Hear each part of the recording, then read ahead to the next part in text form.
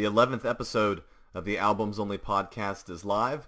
My name is Alan Beavers, and with me, Jacob Slater. We're here to continue our rehabilitation tour. We began with the 10th podcast, and that's where we highlighted Susie and the Banshees and their cover album, Through the Looking Glass. This episode, we're going to go ahead and talk about the Velvet Underground, but not the Velvet Underground that you may be thinking. A lot of people, a lot of the alternative rock community, of course, knows and loves the Velvet Underground. What we want to talk about is a very unique circumstance that occurred in February of 1973 when the Velvet Underground... The Velvet Underground released an album. However, the Velvet Underground essentially consisted of Doug Yule in all but name. And of course, Doug Yule is far from the rock luminaries like John Cale and like Lou Reed and like Moe Tucker and like all the other members of Velvet Underground. So this is a unique circumstance. This is a unique album in a lot of ways. And so, Slater, I want to go ahead and bring you in here. I don't want to spend too much time talking about the Velvet Underground proper, because I really think that how this album came about is a really unique story. And so that's something that I want us to get to and to talk about some. And we can talk about the Velvet Underground itself a little bit, but, you know, we will probably do a much more well-known Velvet Underground at some point in the future. This is a unique, unique circumstance, unique case. Tell us your thoughts on 1973's Squeeze. This was a album that was, for all intents and purposes, persona non grata, I guess you could say. Whenever people would talk about the Velvet Underground, you'd never hear a kind word about Squeeze. Much in the same way that, as I mentioned back during the Pet Sounds episode, you never really heard anyone talk about Beach Boys albums other than Pet Sounds. Very much the same way with Squeeze. There was this mythology of badness surrounding that album. A little bit of history. By the time of 1973, Lou Reed, one of the founding members of the band, had left after the recording of 1970's Loaded, which was the fourth album by the Velvet Underground.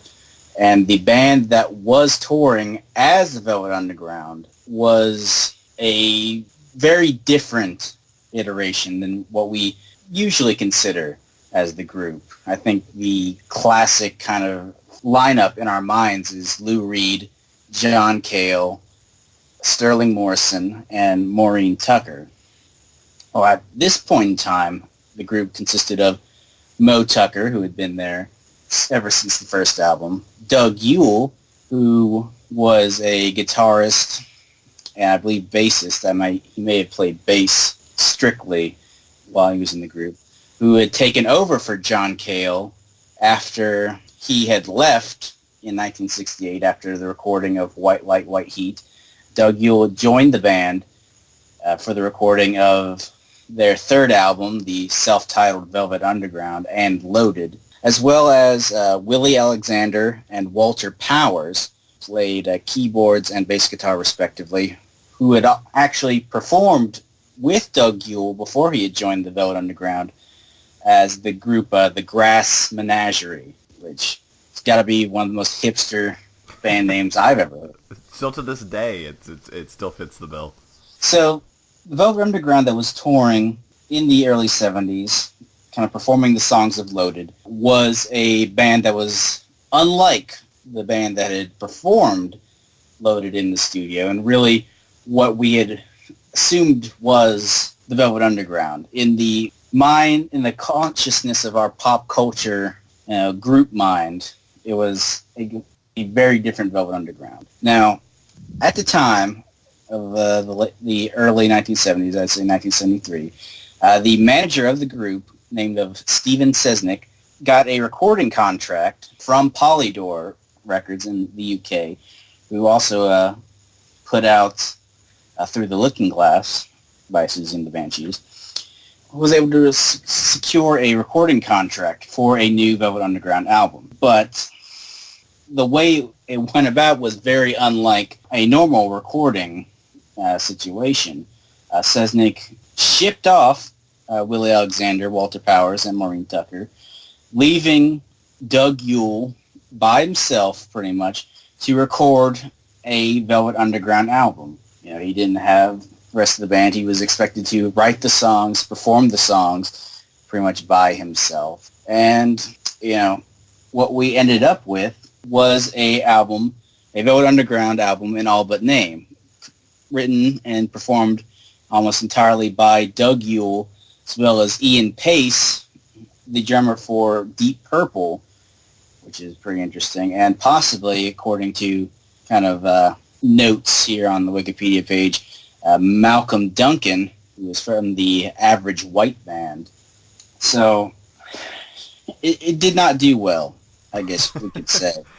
This is one thing that I just want to make clear. You go to any site that reviews music, that has user reviews, or even has, professional rock critics reviewing these albums, most of them are not going to be positive. I'm struck by how often a lot of people just say negative things about this album without actually listening to the album. That's disconcerting to me, because if you do that, I think you really see Doug Yule's influence on Loaded come through on Squeeze, because they're kind of similar in a lot of ways.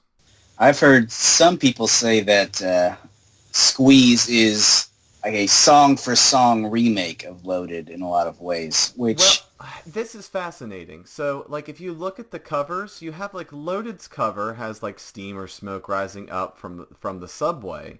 And Squeeze's album cover is very similar in terms of the font style at the very top with the Velvet Underground. And you have you've got a hand squeezing what looks like the Empire State Building. So this is a very interesting sort of play off of Loaded in a way too. So even when you go to something like the album cover, that feels like there's something going on there. There's some strong connection. Obviously a kind of overt sexual connotation, which calls back all the way back to the Velvet Underground and Nico, Andy Warhol's Sticker Banana album cover, the Peel It and See thing, which might have been intentional, I assume. I mean, a lot of this album, I think it's unfair to levy the blame on Doug Yule.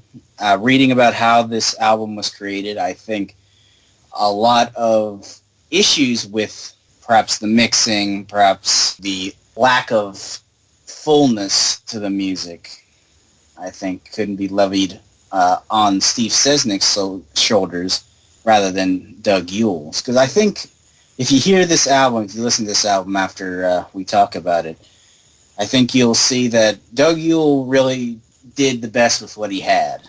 I agree, and maybe I'm wrong about this. I'm not a production specialist. I don't know these things in and out, but my feeling was, it sounds fine. This album sounds fine, and if it were, if you had Lou Reed, and if you had Lou Reed singing these songs, which you could totally see, I could totally see, you would see it as sort of the heir apparent to Loaded. Because it is catchy, it still works in a lot of ways. Now, maybe Lou Reed would have never recorded this, and there would have, obviously he didn't, but maybe even if things had stayed that way and Lou had stayed in with the band, maybe that wouldn't have happened. But this sounds like something that could be done by the Velvet Underground after Loaded, because they wanted to continue on with a poppier sound, so to speak. So it isn't crazy. It's not crazy to think that this album is somehow outside the realm of what Lou Reed would touch, as if it was so terrible that he just wouldn't go near it. That's not the impression that I get by hearing this album. There's some sort of ideas, I think, that would have been fleshed out if Lou Reed or Mo Tucker or Morrison were there. I mean, you kind of see where everything probably could have had a little more to it, but honestly, as a Doug Yule album, this needs to get some credit and respect. It's enjoyable. I really enjoyed this album. As I said before, Doug Yule gets a lot of hate from Velvet Underground fans. I think even Lou Reed himself was against Doug Yule for a number of years after this album came out. The songs themselves, I think, are very simple songs, but I think it's unfair to say that the Velvet Underground, as a band, necessarily imparts some grand kind of artistic experimentation at all points. You listen to Loaded, Loaded is a very simple album, at least compared to Velvet Underground's very first album with Nico. It is a very kind of simple, rocky album. Obviously, Lou Reed is a great singer and songwriter, but to say that Squeeze is bad for being unlike the Velvet Underground, that's not necessarily the case. I mean, the album featured Doug Yule, who had been with the band for several years, longer than John Cale had been in the group, actually. And we laud John Cale for good reason, but Doug Yule had as much right to his position in the group as John Cale or Sterling Morrison or really any other member of the group. I think that people get too caught up in the name. The Velvet Underground, even at the time that this album came out, was such zeitgeist. It was such a important group that it was almost considered anathema to try to follow that up. As soon as Lou Reed decided he didn't want to do the Velvet Underground anymore, it was decided that the Velvet Underground just wasn't allowed to be. It wasn't allowed to stay in existence anymore. So, in that historical context, I can understand that argument. But given what you said earlier and the actual history of this album, the actual history that the manager had to release an album, under contract to release something. For whatever reason, for reasons that, I'm sure that there are certain books that go into this, but the fallouts happen, the band splits apart. Doug Yule and the manager are still at the time contractually obligated to produce an album under the name The Velvet Underground. They probably, I don't know the specifics, they probably don't have the money to get out of this. They don't want to go through the legal hassle. What happens if they don't release the album? So they release 1973's Squeeze. Again, we're going to skip over some of the Velvet's history. And, of course, talking about the Velvet Underground and Nico, White Light, White Heat, the eponymous release, The Velvet Underground, and the fourth album, Loaded, they're all their own balls of wax. And they're all interesting and fascinating in their own ways. And there's so much to talk about for each of those albums. And we will, in the future, when we do a proper, what's considered one of the big four Velvet Underground albums, we will go ahead and give more background on those albums. But I feel for the sake of this album, we should move ahead into the album proper. And because there's a good breakdown here of, I think these songs deserve a bit of a breakdown and more of an understanding, more of a thorough treatment, because you're probably not going to find much of that elsewhere. Not in the kind of depth that we go into breaking down each song. So I'm going to go ahead and start with the first track, which I actually think is a really great track. I enjoy this. Little Jack to me, that's the name of the track, Little Jack. Little Jack to me sort of sounds like, I hear a little bit of like a pinball wizard guitar lick here. And Doug Yule's voice is very nice. It's not Lou Reed, but it's sort of the same timbre. There's something about it that works in the same way that Lou Reed's voice does to me. So Little Jack, it's just built on these sort of Rolling Stones, The Who kind of guitar riffs. It's a very memorable little track. It's sort of classic rock and roll. It's something that sounds not far removed from Loaded. I also got that Who vibe when I was listening to it. It's a kind of the acoustic opening, I think, as well as the backup singers that come in during the chorus. It is very much a song that not only would have fit in with Loaded, it doesn't sound all that different from something you would have heard in Lou Reed's early solo work, something from Transformer or Coney Island Baby, perhaps. Standard rock stuff, very much in the style of the original band. And Doug Yule's voice, it does have that Lou Reed timbre to it. It does. I was thinking, Slater, I can't really think of anyone better to compare it to.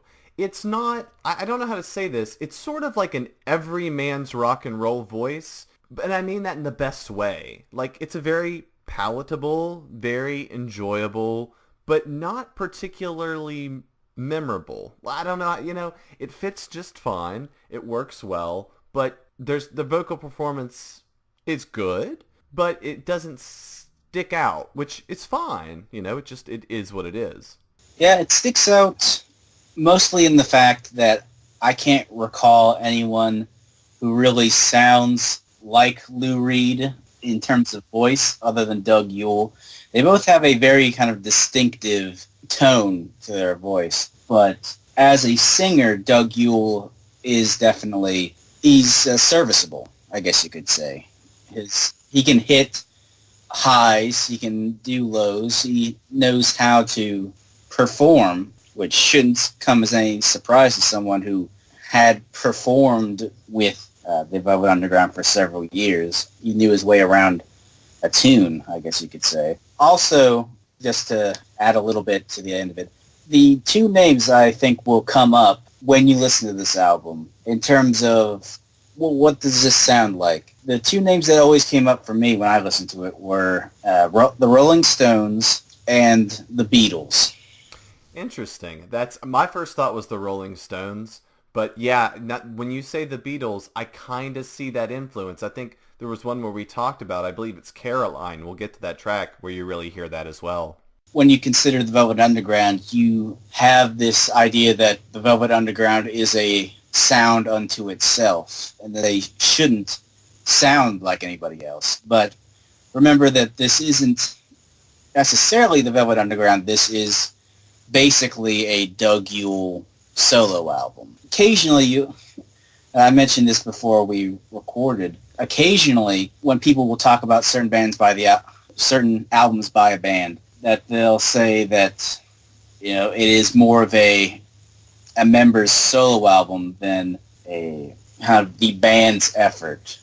Some people say Trompe Le Monde is like a Frank Black solo album. Terror Twilight by Pavement as a Stephen Malkmus solo album. Arguments can be made against that for Pixies and Pavement, but this is literally a Doug Yule solo album in all but name. And presumably, if Doug Yule wasn't stuck in this situation by his manager, it might have actually just been a Doug Yule solo album. You don't really know. It's moving on to the second song of the album, Crash. Contrary to the violent nature of its name, is just like a jaunty piano tune, just like Ragtime Joe up in here.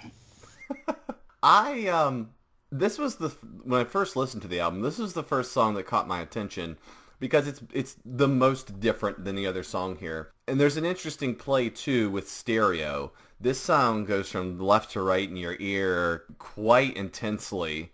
It's a very interesting, almost, I don't know, like vaudevillian sort of feel to it.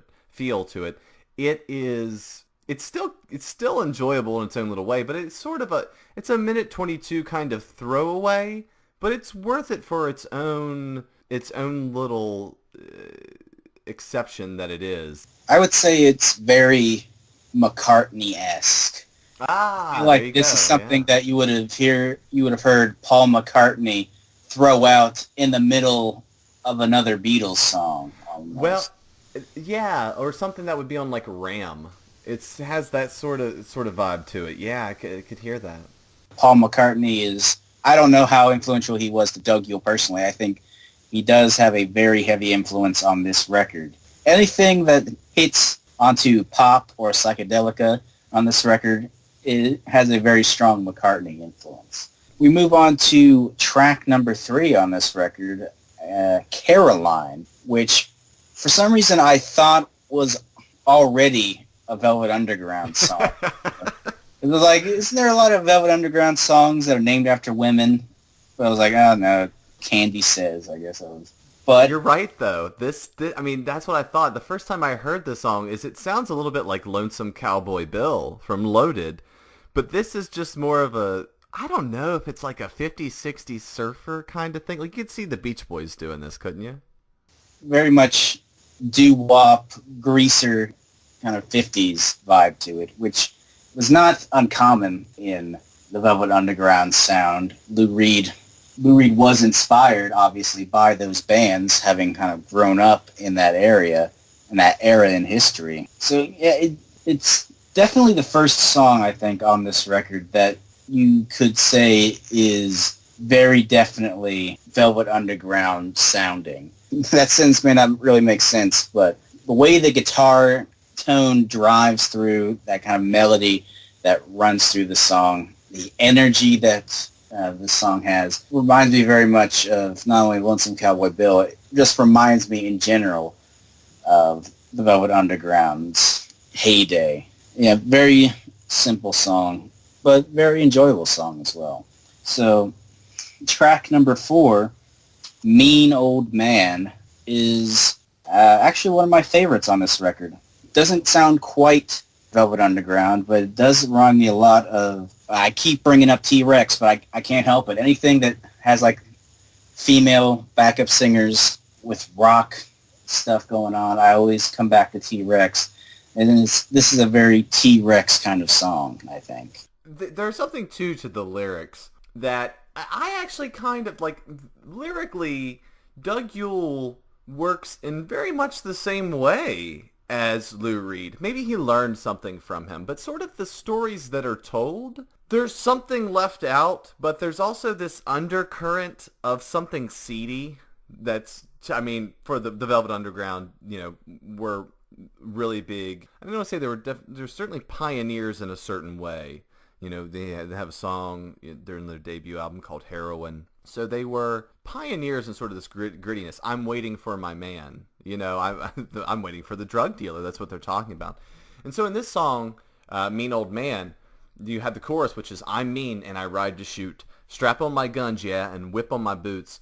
All that other, well, it's just for the news, because I'm a mean, mean old man. And then the second verse goes into, oh, little girl, spent your life on the dress, found yourself in a cute little mess. Boys come, then they go. Still, there's something that I think you should know. So there's the double entendres there. And again, there's just this seedy feel that's carried over from the Velvet Underground. And I think is sort of a touchstone that you can point to and say that there's still, you might not like the fact that the other members aren't there, but the themes still, they feel relevant. Doug Yule had obviously performed and worked with Lou Reed for a number of years prior to this record.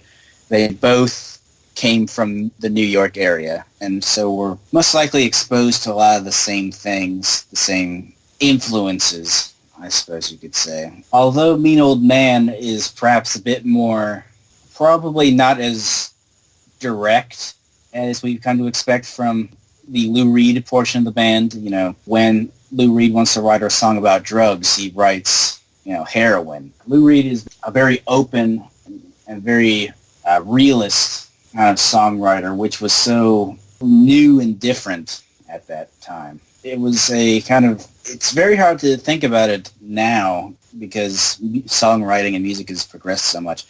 But at the time, you know, songs, especially pop music and rock music, didn't explore certain themes and didn't really approach a level of artistry and everything, which is why Bob Dylan was so lauded in his time, because he was writing songs that incorporated, you know, the works of Dylan Thomas and Rimbaud and all these poets. But on the other hand, you also were breaking new ground with artists like Lou Reed, who were writing songs that reflected real life, at least the life that he was experiencing at the time in New York in the late 60s, you know, the drug culture, the what might be called deviant sexuality. It was a realness to it. And Mean Old Man, while it doesn't really hit the same, doesn't punch with the same force, it definitely calls back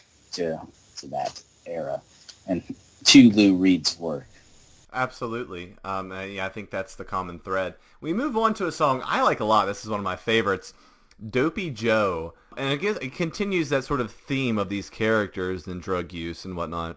But Dopey Joe has these horns on it that I love. This is a punchy song. You remember this song. It's a toe tapper. I think most people, when they hear this, might think this could certainly be a single from the album. You got that bass going on. You got the horns. To me, it reminded me very much of, I mentioned Rolling Stones earlier, specifically their album Exile on Main Street, I think is a very similar album in terms of incorporating horns into the kind of bluesy rock and roll that is going on here. And makes sense because Exile on Main Street came out 1 year before this album. So it was still very much in the consciousness of musicians at that time. Dopey Joe, I really enjoy it. I really like Exile on Main Street, and I really like this song. We move on to track number 6, Wordless,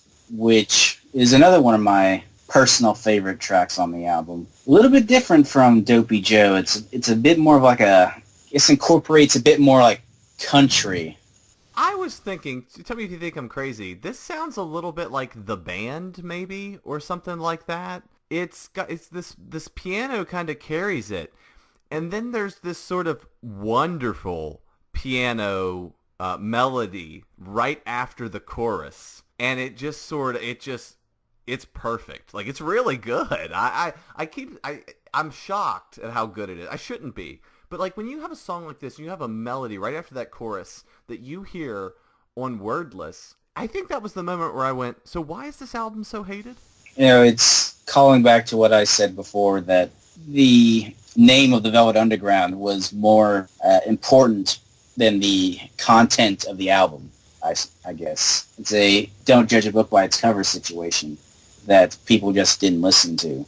I mentioned this before recording.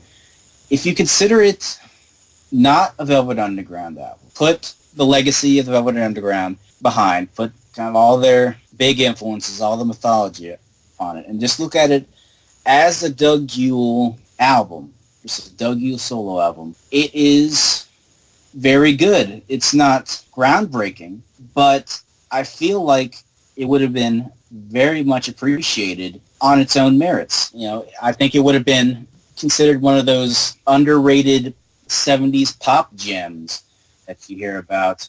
Maybe in the same breath as people like Emmett Rhodes or Tim Buckley, or all those kind of late or early 70s singer-songwriters that always kind of get brought up whenever people are like, oh, I'm looking for recommendations for music, big fan of the Beatles and stuff like that. Well, this is the name that would have been gotten trotted out, is Doug Yule's Squeeze. It's a shame that it's kind of so underlooked, and so, like, it's not even a question of malice, really. It's a question of it's been pushed aside for so long that people don't even really want to be exposed to it. I'm struck by how tight this is, too. Like, this is a 3-minute, 3-second song that it is able to get in a nice melody, a great chorus, and then some nice playing around with sort of the piano and the guitar in their own little way at the end. And in 3 minutes, it's nice, it's concise, it works well. I'm just shocked at that. It's great. I mean, it's great. It's a great song. I mean, I even struggle to say it because of sort of the stigma that's attached to the album, but it's really great. And from that, we move on to She'll Make You Cry, which is another interesting song. It's a little bit different than everything else that you've heard previously. Certainly different than Wordless. Sort of built on this loud, high-pitched guitar. And this sounds a lot like something that Lou Reed would sing. It sounds like something from Loaded. I can't exactly remember what it would be that it sounds like, but it sounds like something from Loaded. It continues that sort of that progression. What were your thoughts about She'll Make You Cry here? Yeah, I definitely got a Velvet Underground classic, I guess you'd say, feel to it. It's a very upbeat song, bit of a folk rocky song, almost brings to mind something that you'd hear by the Byrds. You can even hear like a little bit of that tambourine going on. But it's a very entertaining song. It almost sounds like something out of its time, almost. That it would have been something you would have heard in 1966 rather than in 1973 when pop music had kind of become jaded, kind of evolved. Yeah, I'd have to listen to it again, but I think I could hear Lou Reed singing this song. I really could. To me, I don't know if I don't know what exactly it is. It's sort of like Who Loves the Sun, slightly. It's Who Loves the Sun modified in a way.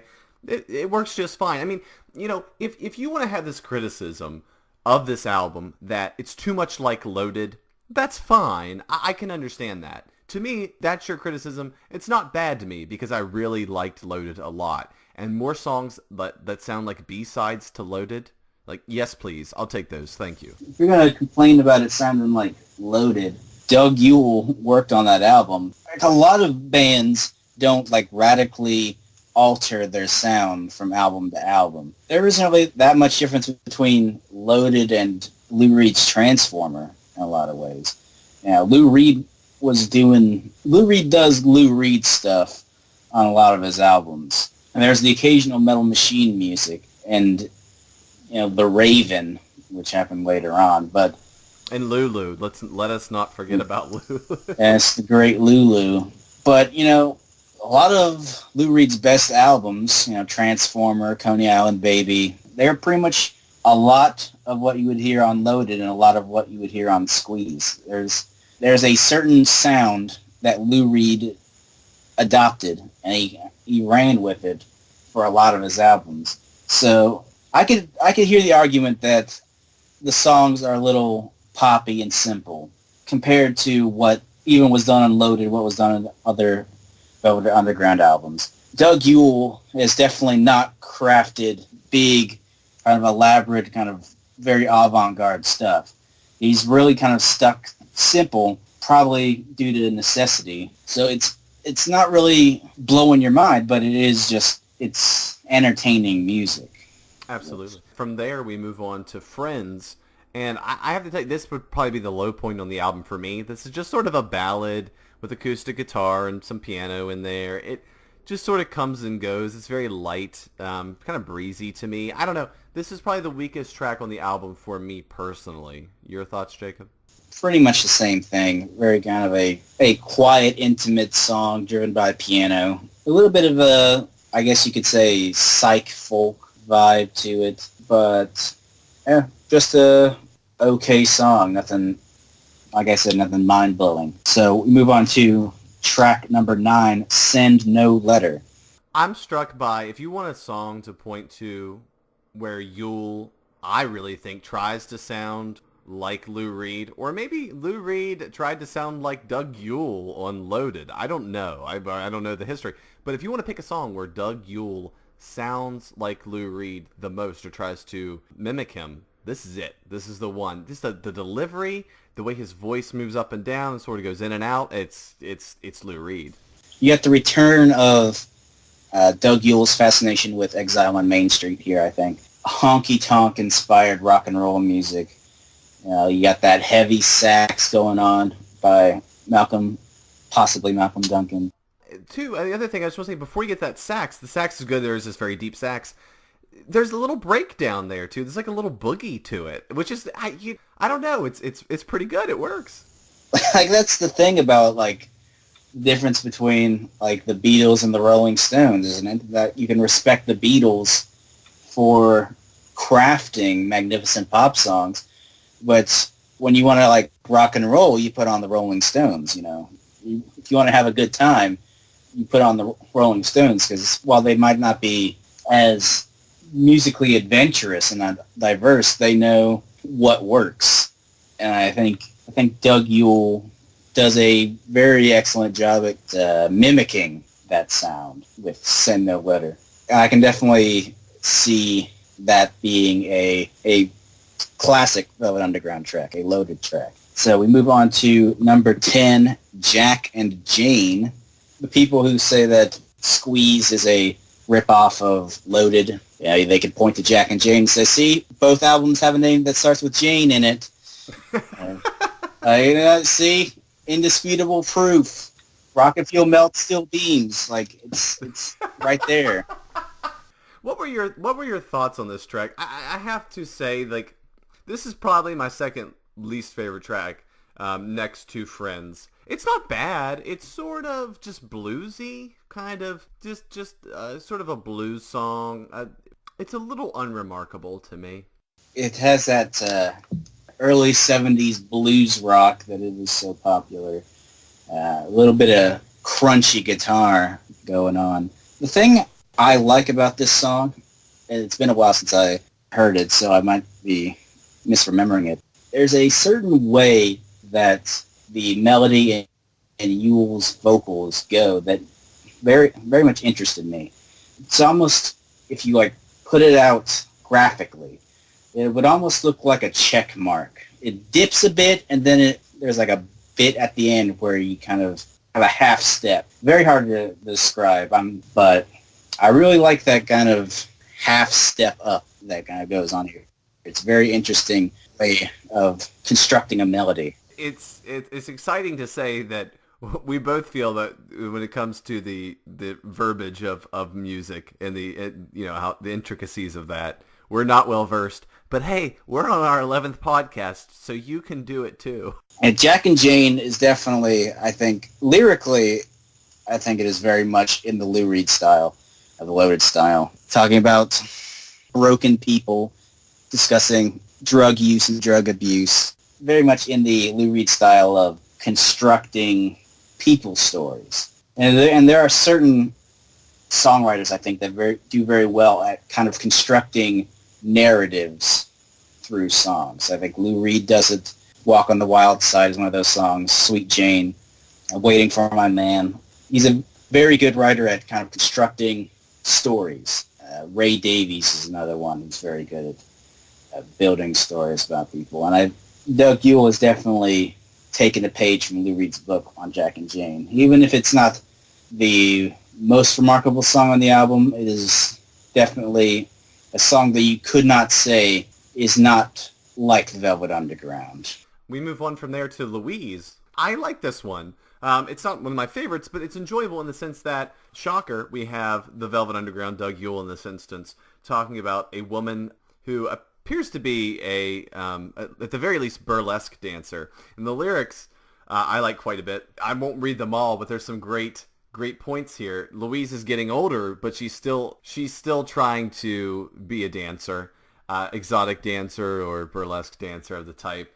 And one of the lyric lines here is, "Younger girls keep coming up, anxious for a chance. They've all been to college, got degrees in modern dance. Things keep getting rougher now, where they once was slick. Older teens are getting tired. Tassels just don't stick."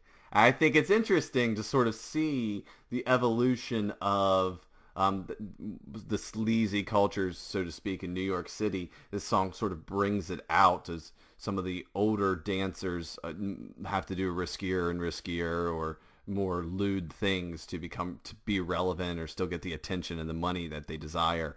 The song itself is interesting. I don't know what I could compare it to. The beat actually reminds me a bit of Love Potion number 9, maybe. It's very hard for me to find something to compare it to, but that's the first thing that came to mind. It is definitely a song that romanticizes and really celebrates the people on the wrong side of the tracks, I guess you could say, that were so popular, such a popular subject for the Velvet Underground.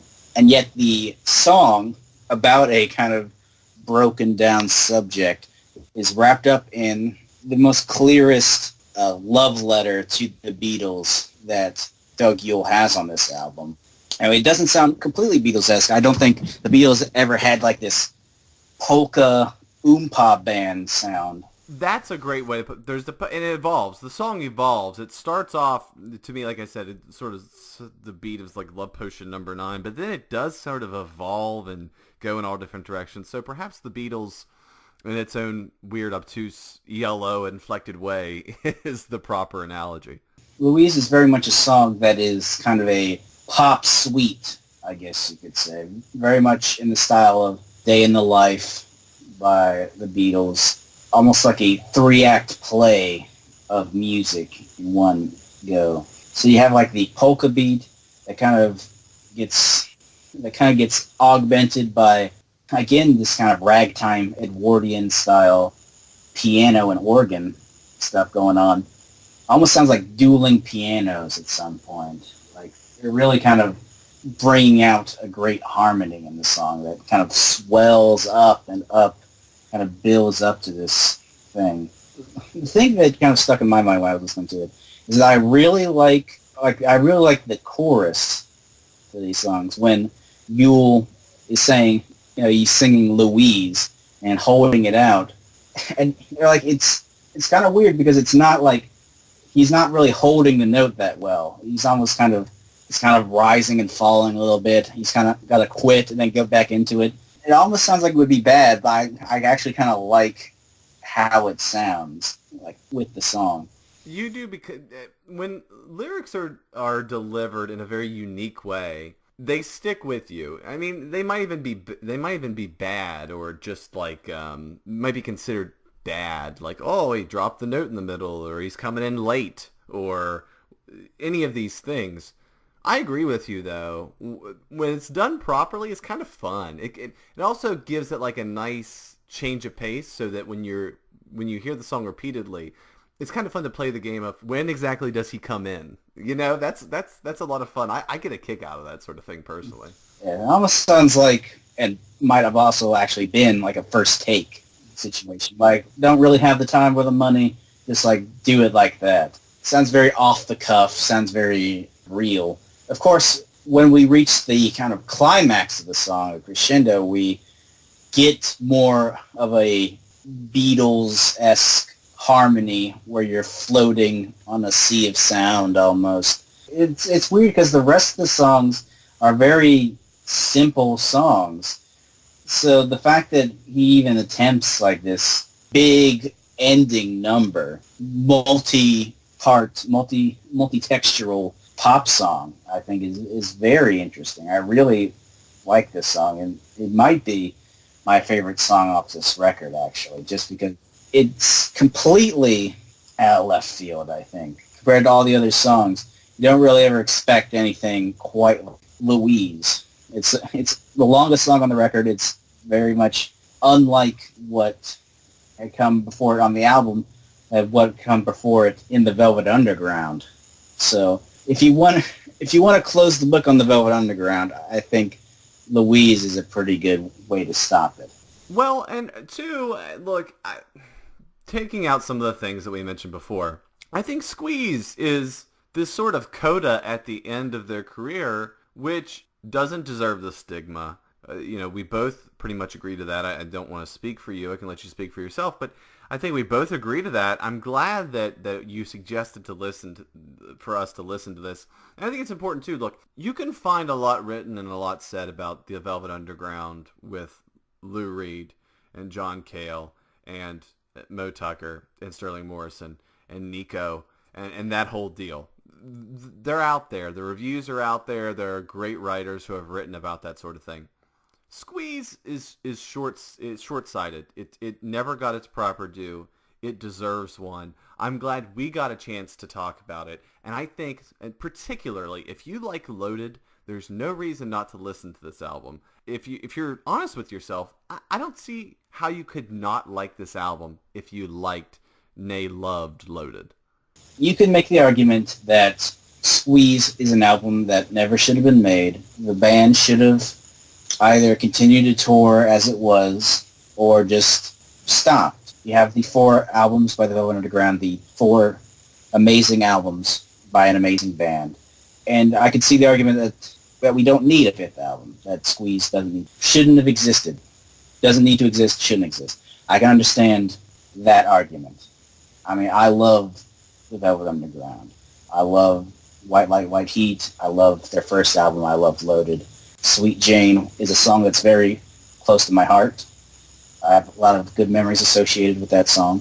So I can understand why there's a stigma, kind of a mythology built around Squeeze that it's an album that shouldn't happen.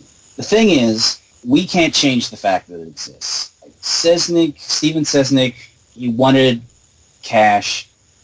He wanted a new Velvet Underground album that he could sell, and so he got one. I mean, we can't change that. We can't change the fact that he, sent the band off, made Doug Yule do it all by himself, and what we ended up with was an album by one guy attempting to create a Velvet Underground album with only himself and a drummer. There are a lot of flaws involved with the making of this album. A lot of things that shouldn't have happened, but it happened. We just kind of have to take that at face value. If you look at the album itself, if you listen to it yourself, there are a lot of things that could be different about it. Even Doug Yule himself said that he He did what he had to, and if he had a chance, he'd do a lot of it over. But it is not a bad album. It is not an album that, from its content, not from the situation in which it was birthed, but by its content, it is not a bad album. And there are some great songs, very great poppy songs, very good blues rocky songs, very much in the vein of bands that were popular at that time, like the Beatles and the Velvet Underground. In its content, it is a very good, simple rock album. And as I said before, if you view it in the context, not as this is the Velvet Underground's last album, this is one of the greatest alternative bands of all time's last work. If you view it not in that lens, because it wasn't made in that lens, but if you view it as the work of a man, of a great musician who was put under duress to make an album, then you will see a great album. You'll see something that would have been, had Doug Yule's name attached to it rather than the Velvet Underground's name, would have been I honestly believe, one of those underlooked pop gems that always kind of get thrown in, alongside like the Nuggets anthology when people are looking for 60s and 70s stuff that they hadn't heard before, like Emmett Rhodes and Tim Buckley. Maybe not on the same level. It's a very simple album, as I said, but it would still be very much enjoyable. And so I think you guys should listen to Squeeze. I think if you put aside the Velvet Underground's name and legacy and mythology and just look at it as an album, I think you'll find something to enjoy. Absolutely. Jacob, thanks as always. This has been a really informative episode. I hope this one that we really enjoy doing and we really enjoy talking about outside of the actual podcast. Remember, you can follow us on Twitter at AlbumsOnly, at the Albums Only Podcast. You can email us at albumsonlypodcast@gmail.com. Thanks, everybody, for listening, and we'll continue the rehab tour with our 12th podcast, and we'll talk about Bob Seger, so that ought to be a lot of fun. I'm sure a lot of listeners' dads will be very interested in that podcast. Thanks, everyone. We'll see you next time.